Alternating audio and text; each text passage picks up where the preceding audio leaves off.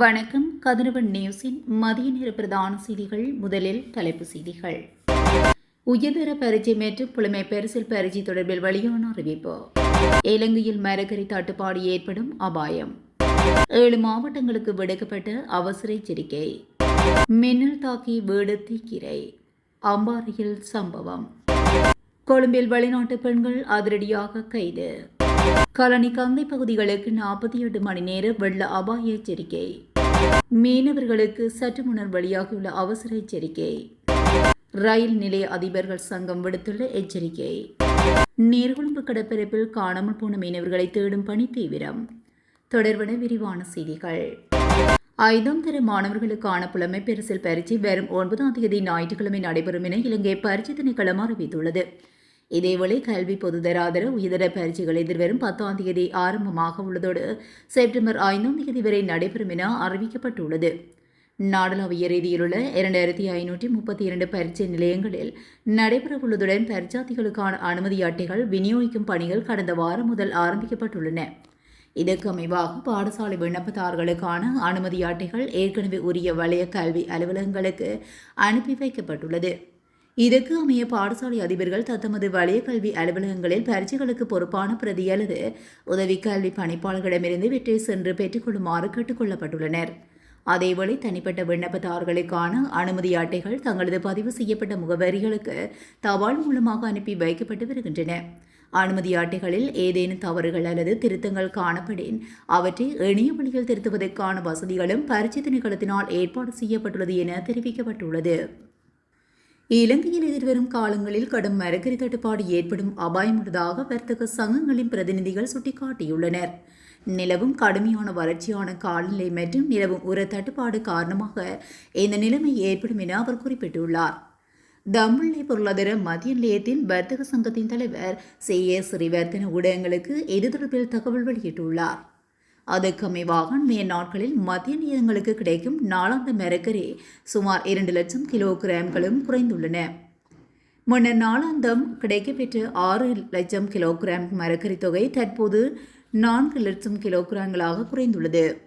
இந்த நிலைமையினால் சந்தையில் 1 கிலோ கரிமிளகாய் 500 முதல் 550 ரூபாய் வரையான விலையிலும் 1 கிலோ கேரட் 250 முதல் 250 ரூபாய் வரையான விலையிலும் விற்பனை செய்யப்படுகிறது.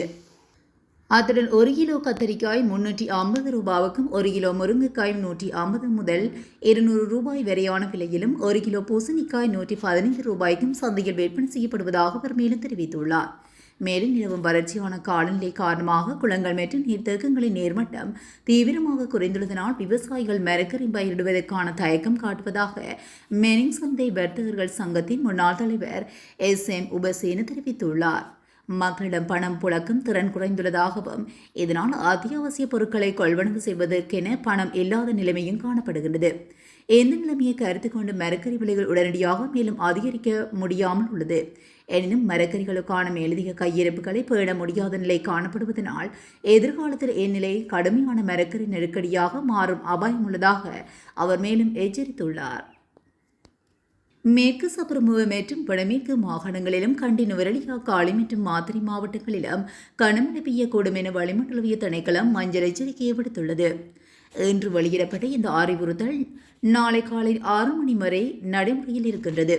தீவிரமான தென்மேற்கு பருவமழையின் காரணமாக நாட்டின் தென்மேற்கு பகுதிகளில் நிலவும் மழை அல்லது காற்று நிறைந்த சூழல் இன்று தொடரும் என வளிமண்டலவிய திணைக்களம் தெரிவித்துள்ளது. மேற்கு சப்ரமுவ மற்றும் வடமேற்கு மாகாணங்களிலும் கண்டி நுவரெலியா காலி மற்றும் மாத்தறை மாவட்டங்களிலும் அவ்வப்போது மழை பெய்யும் என்றும் இதற்கிடையில் சில இடங்களில் 100 மில்லிமீட்டருக்கு மேல் கனமழை பெய்ய வாய்ப்புள்ளது என்றும் தெரிவிக்கப்பட்டுள்ளது. அம்பாறை இகினியகல போலீஸ் பிரிவுக்குட்பட்ட கல்கந்த கிராமத்தில் பெய்த கடுமழையின் போது மின்னல் தாக்கியதில் வீடொன்று தீப்பற்றி முற்றாக சேதமடைந்துள்ளது. இந்த சம்பவம் நேற்று இடம்பெற்றதாக தெரிவிக்கப்பட்டுள்ளது. மின்னல் தாக்கிய வீட்டின் தந்தை கொழும்புக்கு சென்ற நிலையில் தாய் அருகிலுள்ள தையல் நிலையம் ஒன்றில் பணிபுரிந்து வந்துள்ளார். சம்பவம் இடம்பெற்ற வேளையில் வீட்டில் எவரும் இருக்கவில்லை என பிரதேசவாசிகள் தெரிவித்துள்ளனர். மழை பெய்ய தொடங்கிய போது வீட்டில் இருந்த 2 பிள்ளைகளும் அருகிலுள்ள வீட்டுக்கு சென்றதாக தெரிவிக்கப்பட்டுள்ளது. இந்நிலையில் மின்னல் தாக்கியதில் வீட்டில் உள்ளே தீ பரவியுள்ளதாகவும் இதையடுத்து பிரதேசவாசிகள் ஒன்றிணைந்து தீயை கட்டுப்பாட்டுகள் கொண்டு வந்த போதிலும் வீட்டில் இருந்த அனைத்து பொருட்கள் மற்றும் உபகரணங்களும் தீயில் எரிந்து முற்றாக நாசமடைந்துள்ளன. சம்பவம் தொடர்பான மேலதிக விசாரணைகளை எகினியல போலீசார் மேற்கொண்டு வருகின்றனர். கொழும்பு குருத்துவத்தை பகுதியில் மசாஜ் நிலையம் என்ற பெயரில் தகாத செயற்பாடுகளுக்காக நடத்தி செல்லப்பட்ட விடுதியொன்றை போலீசார் சுற்றி வளைத்துள்ளனர். இதன்போது தாய்லாந்து நாட்டை சேர்ந்த 11 பெண்களை கைது செய்யப்பட்டுள்ளனர். சந்தேகநபர்களான பெண்கள் 22 முதல் 48 வயது கட்டப்பட்டவர்கள் என போலீசார் தெரிவித்துள்ளனர். சுற்றி வளைப்பின் போது குறித்த இடத்தின் உரிமையாளர் அங்கிருந்து தப்பி ஓடியுள்ளதுடன் அவரை கைது செய்வதற்கான விசாரணைகள் முன்னெடுக்கப்பட்டு வருகின்றன. குற்றப்புலனாய்வு பிரிவின் பொறுப்பதிகாரிக்கு கிடைத்த விசேட தகவலுக்கு அமைய நபர் ஒருவரை பயன்படுத்தி மேற்கொள்ளப்பட்ட நுட்பமான நடவடிக்கையின் பின்னரே இந்த சுற்றி வளைப்பு நடத்தப்பட்டுள்ளதாக செய்திகள் தெரிவிக்கின்றன.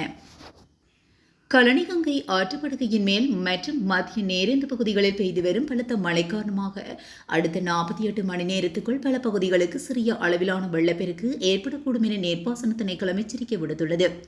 நீர்ப்பாசன திணைக்களத்தின் நேர்வியல் மற்றும் அனர்த்த முகாமைத்துவ பிரிவு இன்று காலை 7:30 மணிக்கு வெளியிட்டுள்ள வெள்ள அபாய எச்சரிக்கை நாளை மறுதினம் 3ஆம் தேதி காலை 7 மணி வரை அமலில் இருக்கும் என தெரிவிக்கப்பட்டுள்ளது. இதன்படி தெஹியோவிட்ட ருவன்வில்ல மற்றும் சிதாவக்க பிரதேச செயலக பிரிவுகளுக்குட்பட்ட கழனிகங்கையின் தாழ்நில பகுதிகளில் சிறிய அளவிலான வெள்ள நிலைமை ஏற்படும் வாய்ப்புள்ளதாக குறிப்பிடப்பட்டுள்ளது. தொடர்ந்தும் கனமழை பெய்யும் சாத்தியம் நிலவுவதனால் ஆற்றின் நீர்மட்டம் திடீரென உயரக்கூடும் எனவும் அப்பகுதிகளில் வசிக்கும் மக்கள் ஆற்றை பயன்படுத்துவோர் மற்றும் அந்த பகுதிகளில் வழியாக பயணிக்கும் வாகன சாரதிகள் மிகுந்த அவதானத்துடனும் விளைப்புடனும் செயல்படுமாறு நீர்ப்பாசன திணைக்களம் அறிவுறுத்தியுள்ளது.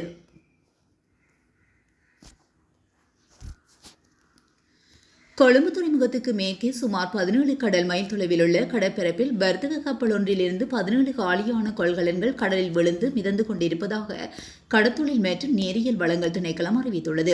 இந்நிலையில் தற்போதுள்ள கடல் நீரோட்டத்தின் தன்மைக்கு ஏற்ப இந்த காலியான கொள்கலன்கள் பேருவழியிலிருந்து நேர்கொழும்பு ஊடாக புத்தளம் வரையிலான கடலோர பகுதிகளை நோக்கி கரைக்கு மிதந்து வருவதற்கான அதிக சாத்தியக்கூறுகள் உள்ளதாக அந்த அறிவிப்பில் மேலும் தெரிவிக்கப்பட்டுள்ளது. எனவே குறிப்பிடப்பட்ட கடற்பரப்புகளின் மேம்படி நடவடிக்கைகளில் ஈடுபட்டுள்ள மற்றும் பயணிக்கும் அனைத்து நெடுநாள் மற்றும் சிறிய மேம்படி படகுகளும் இதுகுறித்து மிகுந்த அவதானத்துடன் எச்சரிக்கையுடனும் செயல்படுமாறு அறிவுறுத்தப்பட்டுள்ளனர். ஒருவேளை மிதந்து வரும் இந்த கொள்கலன்கள் தென்பட்டால் உடனடியாக அது குறித்து கடற்தொழில் மற்றும் நேரியல் வளங்கள் திணைக்களத்தின் வானொலி செய்தி மையத்துக்கோ அல்லது அருகிலுள்ள மேம்படி துறைமுக அதிகாரிகளுக்கு அறிவிக்குமாறு கோரப்பட்டுள்ளது. ரயில்வே திணைக்களத்தில் நிலவும் பிரச்சினைகளுக்கு அதிகாரிகள் உடனடியாக தேர்வு காண தவறினால் எதிர்காலத்தில் கடுமையான தொழிற்சங்க நடவடிக்கைகளில் ஈடுபட உள்ளதாக ரயில்வே நிலைய அதிபர்கள் சங்கம் எச்சரித்துள்ளது. சார்பற்ற முறையில் பல பாரிய சமிஞ்சை கோளாறுகள் காணப்படுகின்ற பின்னணிகள் தலவாக்கலை மற்றும் தலைமன்னார் பாதையில் பாதுகாப்பற்ற முறையில் ரயில்களை இயக்க அதிகாரிகள் நடவடிக்கை எடுத்துள்ளதாக சங்கத்தின் தலைவர் சமித சோமரத்ன தெரிவித்துள்ளார். கடந்த வாரம் முதல் இந்த பாதையில் ரயில் சேவைகள் மீண்டும் தொடங்கப்பட்ட போதிலும் இதுவரை உரிய சமிஞ்சை முறைமைகள் சீரமைக்கப்படவில்லை என அவர் சுட்டிக்காட்டியுள்ளார். தற்போது மதவாச்சி முதல் தலைமன்னார் துறைமுகம் வரையிலான ஒற்றை ரயில் பாதையில் வழிகாட்டி முறைமையங்கள் ரயிலில் இயக்கப்பட்டு வருகின்றன. எனவே இவ்வாறான வழிகாட்டி முறைமையானது ஏதேனும் சமிஞ்சை கோளாறுகள் ஏற்படும் அவசர காலங்களில் மட்டுமே பயன்படுத்தப்பட வேண்டும். தலைமன்னார் பாதைக்கு மேலதிகமாக மகவ அன்றாபுரம் பிரிவிலும் சமிஞ்சை தொடர்பான பிரச்சினைகள் இதுவரை தீர்க்கப்படவில்லை என்றும் தெரிவிக்கப்பட்டுள்ளது. எனவே ரயில் நிலையங்களில் நிலவும் இச்சமிஞ்சை கோளாறுகள் மற்றும் பணி தொடர்பான பிரச்சினைகளுக்கு அதிகாரிகள் துரித தீர்வை வழங்காவிட்டால் தொழிற்சங்க நடவடிக்கைகள் இறங்கவுள்ளதுடன் இது தொடர்பில் அதிகாரிகளுக்கு ஏற்கனவே எழுத்துப்பூர்வமாக அறிவிக்கப்பட்டுள்ளதாகவும் ரயில்வே நிலைய அதிபர்கள் சங்கம் தெரிவித்துள்ளது. நீர்கொழும்புக்கு அருகிலுள்ள கடற்பகுதியில் பல மீன்பிடி படகுகள் விபத்துக்குள்ளானதை அடுத்து காணாமல் போன மீனவர்களை மீட்பதற்காக இலங்கை கடற்படையும் விமானப்படையும் இணைந்து விசேட தேடுதல் நடவடிக்கையை ஆரம்பித்துள்ளன. இந்த நடவடிக்கைக்காக விமானப்படையின் பெல் 412 ரக ஹெலிகாப்டர் ஒன்றும் ஈடுபடுத்தப்பட்டுள்ளது. நேற்று பிற்பகல் மீன்பிடி நடவடிக்கைக்கு சென்ற டெங்கி படகு ஒன்று விபத்துக்குள்ளானவை மற்றொரு மீன்பிடி படகு வழங்கிய தகவலின் மூலம் தெரியவந்துள்ளது. இதனைத் தொடர்ந்து மேற்கொள்ளப்பட்ட தேடுதல் நடவடிக்கைகளில் மேலும் 3 மீன்பிடி படகுகள் காணாமல் போயுள்ளமை தெரியவந்துள்ளது. விபத்துக்குள்ளான படகில் இருந்த மீனவர் ஒருவரின் சடலம் நீர்கொழும்பு கடற்கரையில் கரையொதுங்கியுள்ள நிலையில் மேலும் 2 மீனவர்கள் காணாமல் போயுள்ளதாக தெரிவிக்கப்பட்டுள்ளது.